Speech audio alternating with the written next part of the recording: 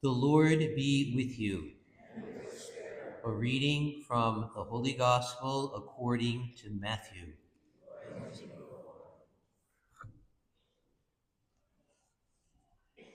When Jesus was born in Bethlehem of Judea, in the days of King Herod, behold, magi from the east arrived in Jerusalem, saying, "Where is the newborn King of the Jews?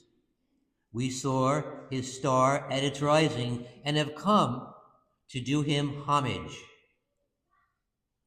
When King Herod heard this, he was greatly troubled, and all Jerusalem with him. Assembling all the chief priests and the scribes of the people, he inquired of them where the Christ was to be born. They said to him, "In Bethlehem of Judea, for thus it has been written through the prophet, and you, Bethlehem, land of Judah, are by no means least among the rulers of Judah, since from you shall come a ruler who is to shepherd my people Israel." Then Herod called the magi secretly and ascertained from them the time of the star's appearance. He sent them to Bethlehem and said, "Go and search diligently for the child. When you have found him, bring me word that I too may go and do him homage." After their audience with the king, they set out. And behold, the star that they had seen at its rising preceded them, until it came and stopped over the place where the child was. They were overjoyed to see the star, and on entering the house, they saw the child with Mary, his mother. They prostrated themselves and did him homage. Then they opened their treasures and offered him gifts of gold, frankincense, and myrrh. And having been warned in a dream not to return to Herod, they departed for their country by another way. The Gospel of the Lord. Praise to you, Lord Jesus.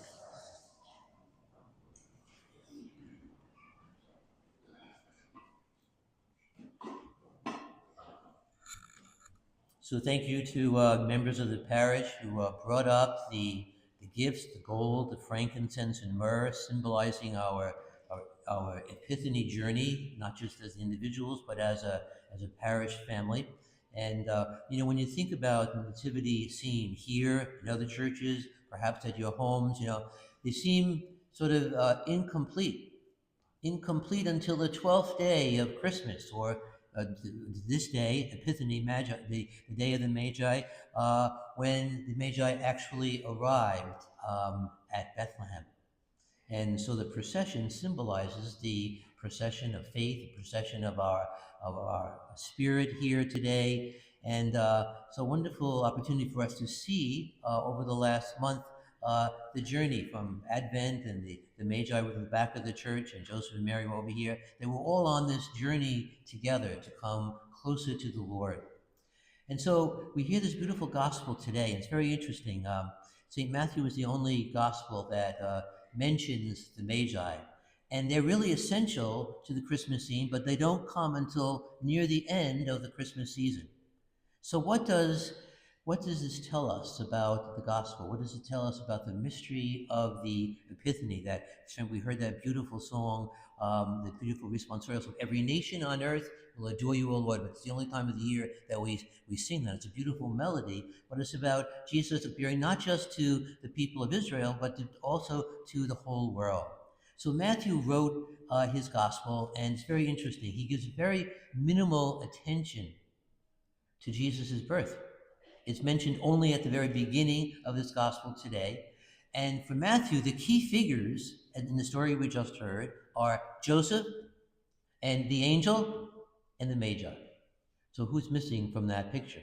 Interestingly, Mary in Matthew's gospel is completely different from St. Luke's gospel. Mary is a supporting character. She gives birth, and she is at home when the Magi arrive. And then the interesting thing is there are 3 gifts that are given. It doesn't necessarily mean that there are only 3 people, but there are three gifts given. And in reality, they probably traveled as a caravan. They needed a sizable group to protect their valuable cargo, men and women, maybe children. So I think we need to kind of assume that the Magi were this caravan of seekers, seekers of the Lord, as each of us are as we come to church throughout the year, but every Sunday, but at the same time, the daily journey that God invites us to be a part of. Religious pilgrims like the Magi who sense a deeper understanding and a deeper desire of the mysteries of life. Perhaps the Magi were specialists in studying the skies and set out as pilgrims, and then this portentous sign appeared, the star, and that led them outside of their homeland to have this long journey. And like anyone, awestruck at the proliferation of stars and the seeming endless flow of the ocean or the grandeur of mountains, they had discovered this exceptional star, and they knew that it heralded something different, something spectacular. And so it's the same way with us, especially as we begin a new year on this first Sunday of the year. The same, wondering about how things are going to go. But like the Magi, trusting on the long journey, not knowing exactly where they were going to wind up, trusting. They had this yearning, this conviction that there was more to life than they already knew.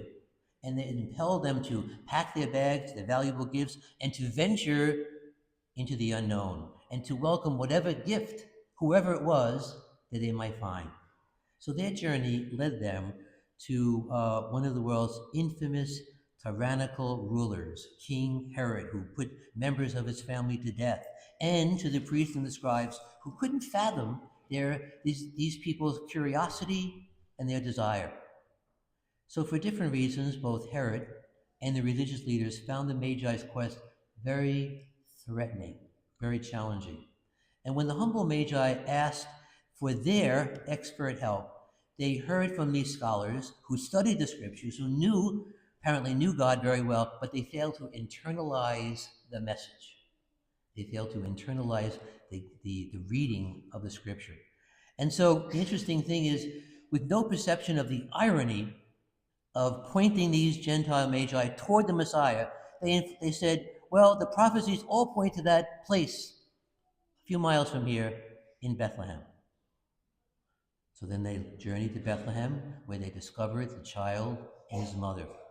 And there they did what they set out to do. They gave homage to someone about whom they knew nothing except that the star enticed them, that God enticed them. So Matthew uses this word homage 3 times in this short gospel that we hear today. And really, what does homage mean? Well, the Greek word that St. Matthew uses has a variety of meanings, including to bow down, to prostrate oneself, to kneel before, or even to kiss. We can easily picture them bowing and kneeling, but did you ever think of the Magi kissing the baby Jesus? After all, it's a normal response to seeing a little child, and a gentle sign of acceptance and willingness to protect. And then finally, they concretize their homage, presenting their gifts. And then it ends very quickly. They present their gifts and they return home after being advised in a dream to go a different way. But they left changed people. They left changed people who had recognized what others refused to see. So as the liturgical season of Christmas draws to a close, the story of the Magi, doesn't complete the season, because we have the celebration of the baptism of the Lord next Sunday, as much as it invites us to 2 words, to look again. To look again at the signs that God is always giving to us that so often we missed, we fail to pay attention to. These seekers, the Magi, invite us to scrutinize the signs around us and once again to contemplate the mystery of God's love and humanity's responses, our responses, and what we hear in the gospel today, the desire of the Magi for to be with the Lord, of faith, and also fear and rejection by Herod and the scribes and the Pharisees.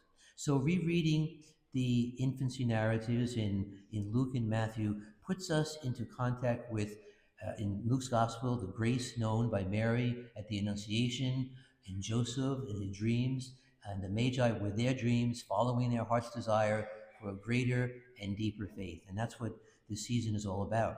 Herod and the culpably incurious, detached, apathetic, unmoved religious people, religious leaders, remind us of how easily we human beings can be threatened by new insights, by new revelations, especially when they might upset the status quo or come from foreigners, as Pope Leo continually reminds the world about. So Matthew presents the Magi as models of discipleship. First, most disturbing to Matthew's gospel, the Gentiles are really uh, global disciples. People who, like St. Paul, were more interested in and open to mystery than they were to the leaders of the chosen people. And secondly, they were so open and so perceptive that they could do homage to the mind-boggling simplicity of Jesus's vulnerable humanity. That is what Christmas is about, that Jesus comes to our broken nature and to build us up, to renew us, and to enable us to bring his life to the world. The Pilgrim Magi remind us that we too are invited to be humble enough to see something new in this new year. And they help us to realize that there's always more to discover in God's mysteries. And they suggest that the willingness to venture into the unknown as we venture into a new year might even lead us to the opportunity to kiss the face of God.